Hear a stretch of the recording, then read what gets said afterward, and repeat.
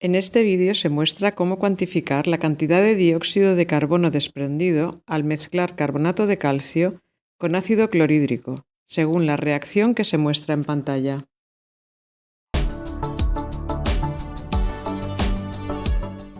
Para preparar el sistema de recogida de gas, llene completamente el eudiómetro con agua del grifo y tápelo con la mano. Introduzca el eudiómetro invertido en una cubeta con agua, de forma que no entre nada de aire en la columna. Introduzca el extremo del colector de gas en el eudiómetro dentro del baño de agua y sujete el eudiómetro con la pinza.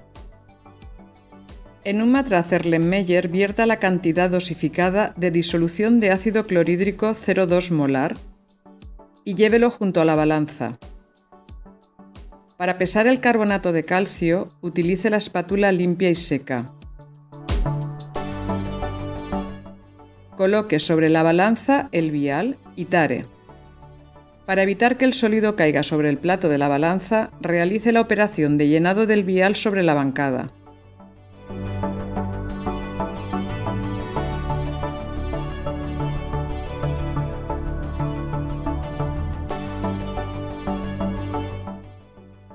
Anote el valor real de la pesada con todos los decimales. Con ayuda de unas pinzas, introduzca el pesasustancias en el fondo del matraz, con cuidado de no volcarlo, pues el carbonato puede entrar en contacto con el ácido e iniciarse la reacción antes de lo deseado. Tape bien el matraz con el tapón esmerilado. Si sale alguna burbuja, anote el volumen. Agite el montaje con un ligero movimiento de muñeca para poner en contacto los reactivos. Continúe agitando ligeramente, con cuidado de no golpear el matraz con la bancada.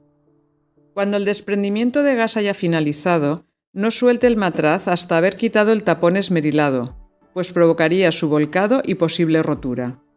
Tome nota del volumen por lectura directa en la escala del eudiómetro y de la altura de la columna de agua con ayuda de una regla milimetrada. Para finalizar, lave el matraz y desmonte el eudiómetro.